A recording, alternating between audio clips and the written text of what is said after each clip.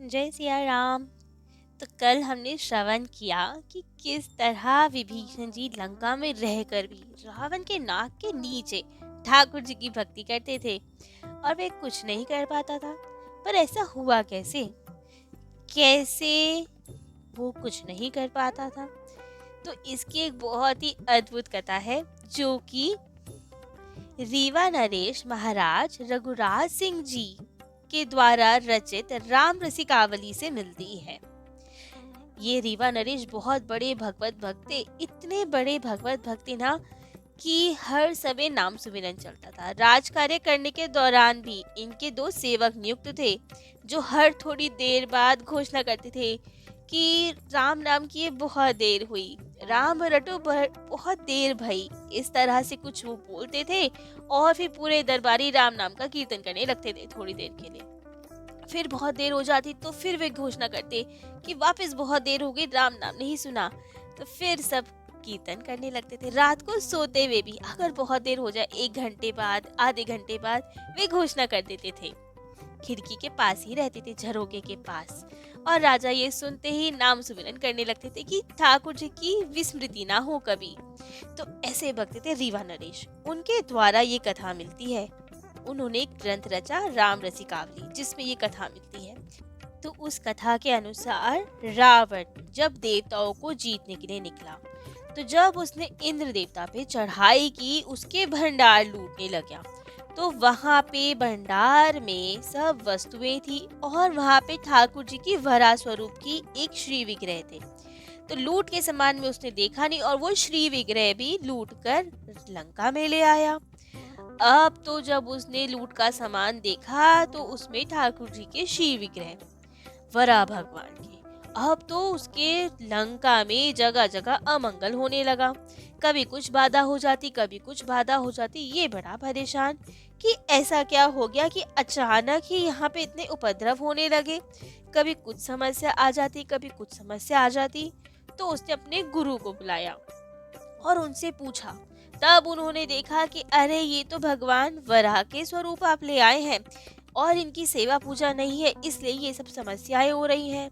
तो रावण ने कहा कि वापस कराऊं क्या?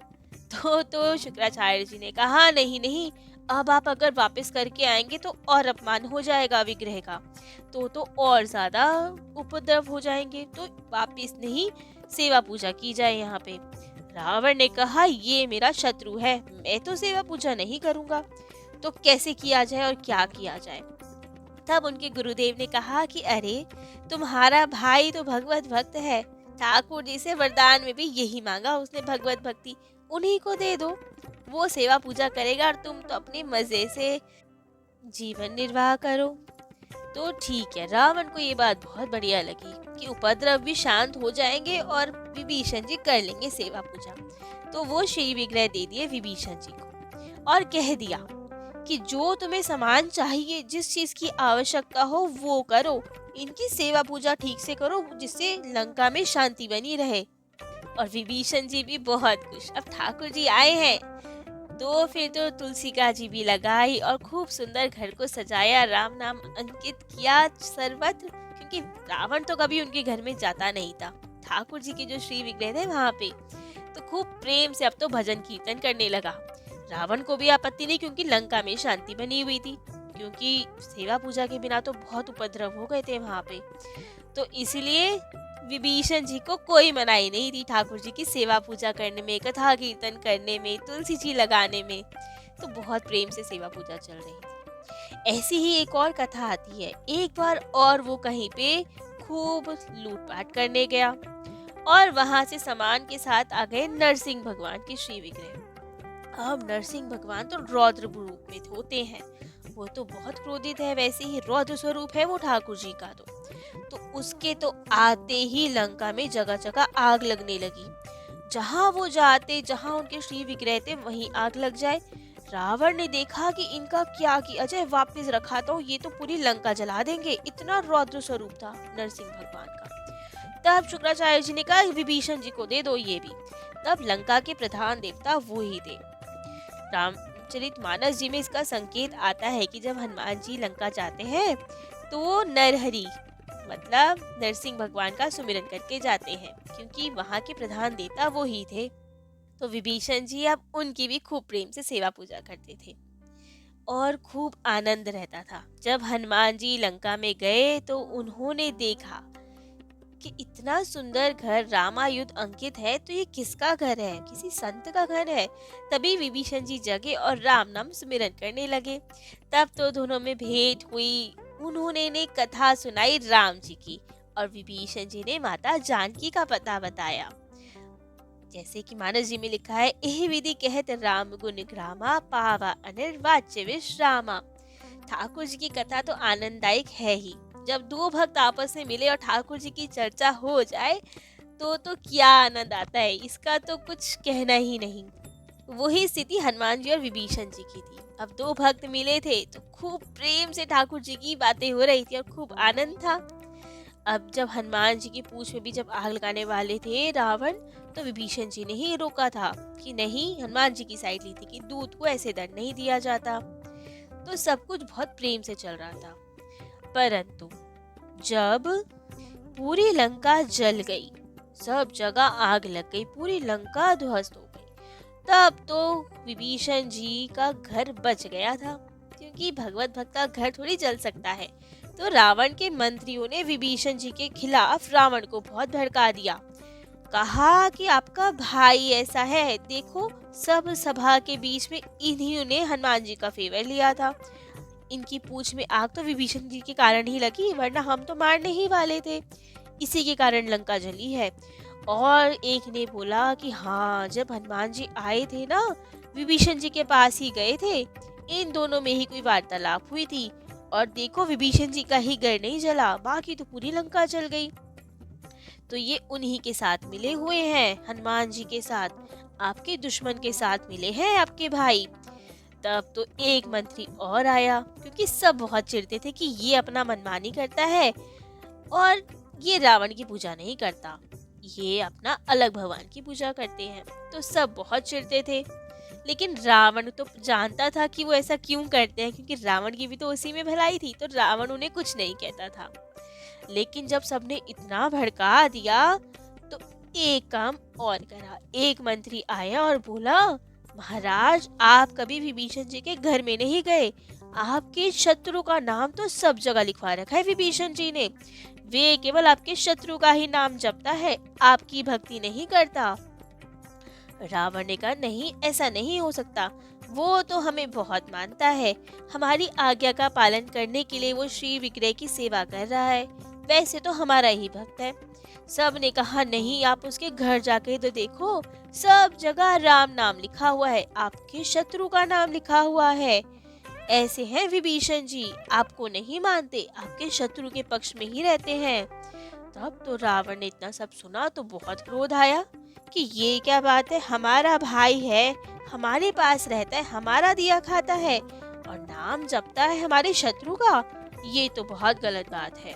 तब तो सब मंत्रियों को लेकर रावण बहुत क्रोध में विभीषण जी के पास गया और जाके देखा तो सच में विभीषण जी के घर में तो सर्वत्र राम नाम की महिमा, राम नाम अंकित था। तो अब तो रावण को बहुत गुस्सा आया और बोला, तुम हमारे भाई हो, हमारा खाते हो, हमारी जगह रहते हो और नाम जपते हो शत्रु का, ये तो बहुत गलत बात है, ऐसी आशा तो नहीं थी तुमसे। बहुत गुस्सा किया उसे। अब राम जी के भक्त होते तो बहुत चतुर है। विभीषण जी ने सोचा कि कुछ तो करना पड़ेगा, वरना तो ना भक्ति बनेगी ना कुछ। तो ऐसा काम किया जाए जो भक्ति भी हो जाए और प्रेम से निर्वाह हो जीवन का, क्यों बेकार के पंगे लेने। तो ठीक है, विभीषण जी को एक युक्ति सूझी। उन्होंने कहा, अरे भैया, आपको किसने कहा मैं आपके शत्रु का नाम जपता हूँ, मैं तो आपका ही नाम जपता हूँ, मैं तो आपका भक्त हूँ। रावण ने कहा कि हमें मूर्ख समझा है क्या, सामने हर जगह राम नाम अंकित है और तुम कह रहे हो तुम हमारे भक्त हो, ये कैसी भक्ति है। तो विभीषण जी ने कहा, अरे ये आप ही का नाम है भैया, मैं तो आप ही का भक्त हूँ। रावण ने पूछा, बताओ कैसे।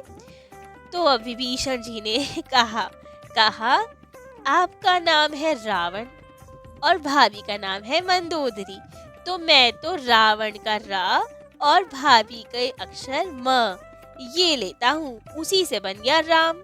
और मैं वो ही जपता हूँ। अब मैं रावण मंदोदरी, रावण मंदोदरी, रावण मंदोदरी कितनी देर जपूंगा? और मर्यादा भी तो है ना, भाई भाभी माता पिता तुल्य है, प्रत्यक्ष कैसे नाम लूं आपका? मर्यादा है, इसलिए आप दोनों के अक्षरों को मिलाकर राम बन गया। और मैं तो आप दोनों का ही ध्यान धरता हूँ, आपकी ही सेवा पूजा करता हूँ। आप मेरे माता पिता तुल्य हैं, आप ही मेरे भगवान हैं, मैं तो आप ही का नाम जपता हूँ। अब ये सुन के तो रावण बहुत प्रसन्न हुआ। अरे वाह, ये तो मेरा सच्चा भक्त निकला, पूरे समय हमारा ही नाम जपता है। और अपने मंत्रियों को बहुत डांटा कि तुम हमारे में लड़ाई करवाना चाहते हो, ये तो मेरा इतना अच्छा भक्त है, पूरे में हमारा नाम लिखवा रखा है और हमारे ही नाम का जप करता है। तो ऐसे होते हैं चतुर भक्त। ऐसी एक कथा आती है नारद जी की भी। एक बार नारद जी राम नाम का कीर्तन, नारायण नाम का कीर्तन करते हुए भ्रमण कर रहे थे। तो हिरण्यकशिपु ने रोक लिया और कहा, हमारे यहाँ भ्रमण कर रहे हो और हमारे शत्रु का नाम लेते हो, हमारा नाम नहीं लेते हो तुम। तो अब तो नारद जी बड़े घबराए कि ये तो इससे तो बचना मुश्किल है। तो कहा, नहीं नहीं, आपको किसने कहा मैं नारायण का गुणगान करता हूँ? मैं तो आप ही का गुणगान करता हूँ, हर वक्त आप ही की कथा सुनाता हूँ सबको। तो हिरण्यकशिपु ने कहा, अच्छा, कह रहे और क्या, किसी से भी पूछ लो, मैं तो आप ही की कथा सुनाता हूँ। कह रहे अच्छा, फिर तो ठीक है, जाओ। अब तो देवता लोग वही खड़े थे और कहा, नारद जी, भगवत भक्त होके झूठ बोलते हैं आप, लज्जा नहीं आती? तब नारद जी मुस्कुराए और कहा, मैंने कहाँ झूठ बोला? देवताओं ने कहा, लो, सामने के सामने मुकर गए हो आप, अभी तो झूठ बोल के आए हो कि मैं आपकी कथा करता हूँ। अब आप हिरण्यकशिपु की कथा गुणगान करते हो कि नारायण के गुणगान करते हो? तो नारद जी मुस्कुराए और कहा, मैं तो नारायण के और उनके भक्तों का ही गुणगान करता हूँ। तो कह रहे, फिर झूठ क्यों बोला? नारद जी ने कहा, मैंने झूठ नहीं बोला। अब ठाकुर जी के भक्त में तो प्रहलाद जी भी है ना, और प्रहलाद जी का जब गुणगान करूंगा, उनकी कथा आएगी तो उनके पिता का नाम भी तो आएगा, हिरण्यकशिपु का।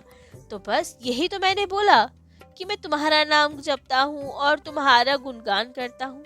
देखो, प्रहलाद जी की कथा में खूब गुणगान किया है मैंने हिरण्यकशिपु का, कि वो कैसा था, वो कितना राक्षस था, कितना अत्याचार करता था।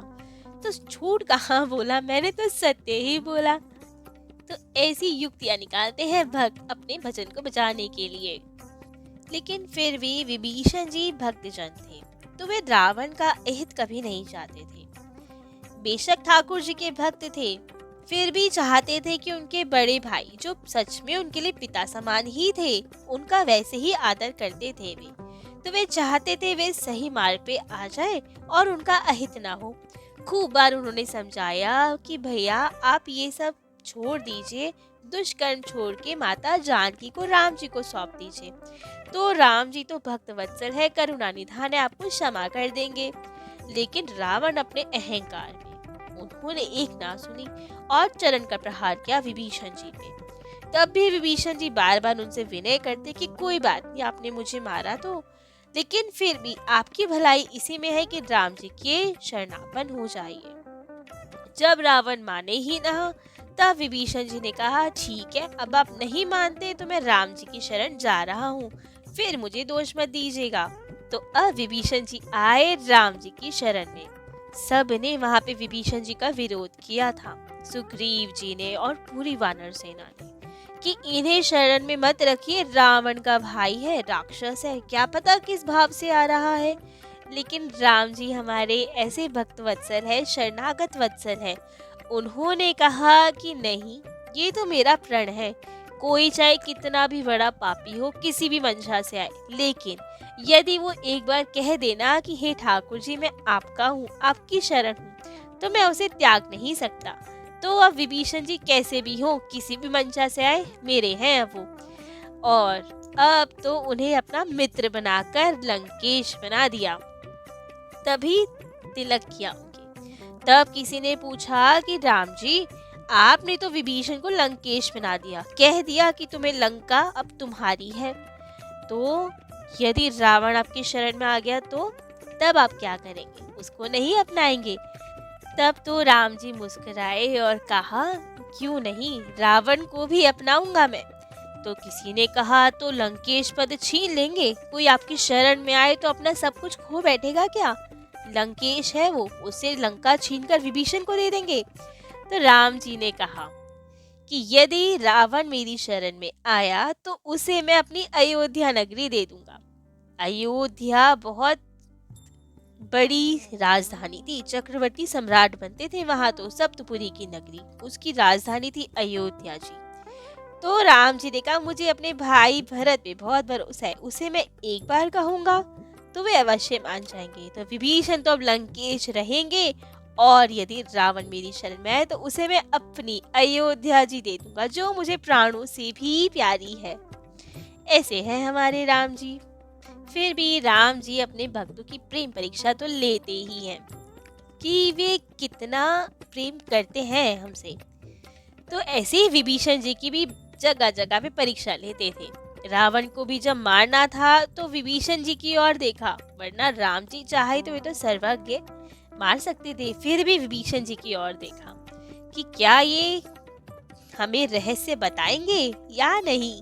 तो विभीषण जी भी परम भक्त, उन्होंने बताया कि इनकी नाभि में अमृत बसता है, जब तक वो नहीं सूखेगा तब तक ये मरेगा नहीं। और राम जी बहुत प्रसन्न हुए। ऐसे ही विभीषण जी का प्रेम झलकता है युद्ध के समय। राम जी को देखकर रावण बहुत ही सुंदर रथ पे और राम जी बिना रथ के, पैदल, बिना पदत्राण के। तो विभीषण जी को बहुत दुख हुआ कि राम जी आपके पास तो रथ भी नहीं है, पैरों में पनही भी नहीं है, आप कैसे युद्ध लड़ेंगे, कैसे जीतेंगे। तब राम जी ने उन्हें उपदेश दिया और खूब प्रेम से समझाया कि विजय तो हमारी ही होगी, केवल रथ से कुछ नहीं होता, धर्म से होता है जो हमारे साथ है। राम जी विभीषण जी से इतना प्रेम करते थे कि युद्ध के समय रावण को विभीषण जी पे बहुत क्रोध था कि हमें छोड़कर शत्रु के पास चला गया। तब उसने अचानक राम जी से युद्ध करते करते एक तीर, बहुत ही वीर घातिनी शक्ति, विभीषण जी पे चला दी। राम जी ने देख लिया कि ये तो मेरे विभीषण जी को लगने वाली है। राम जी ने तुरंत दौड़कर विभीषण जी को पीछे किया और अपने हृदय पे वो शक्ति दी। ऐसे हैं हमारे राम जी, भक्तों के लिए सब सहने को तैयार है। उस वक्त राम जी को भी थोड़ी मूर्छा आई थी, इतनी घातक शक्ति थी। विभीषण जी तो झेल ही नहीं पाते, लेकिन विभीषण जी का भी प्रेम कम नहीं। जिस भाई के खिलाफ वो आंख उठा के भी नहीं देखते थे, उस भाई पे वो तो आक्रमण करने टूट गए और खूब काल के समान उनके साथ युद्ध किया। रावण को घुटनों पे ला दिया था विभीषण जी ने। ऐसा युद्ध किया कि स्वयं काल सामने युद्ध कर रहे हो, और कहा कि रे मूर्ख, ठाकुर जी पे प्रहार करते हो, प्रभु पे प्रहार करते हो। ऐसे परम भक्त विभीषण जी, जिन्होंने राम जी के लिए तो अपने भाई से भी खूब युद्ध किया, फिर कि राम जी को कष्ट नहीं होना चाहिए था। और ऐसे ही हमारे राम जी, जो विभीषण जी के लिए तो स्वयं अपने हृदय पे भी बाण सहा, खूब प्रेम करते थे उन्हें। तो अब विभीषण जी की और कथाएं कि युद्ध के बाद, राजा बनने के बाद, राज्य अभिषेक के समय और आज तक भी क्या क्या उनकी लीलाएं हुई, कैसे वे रहे, आज भी वे कैसे हैं, कहाँ हैं, कैसे लोगों को साक्षात्कार हुआ और विभीषण जी की अनुभूति हुई, ये हम कल श्रवण करेंगे। आज के लिए इतना ही। जय जय श्री सीताराम।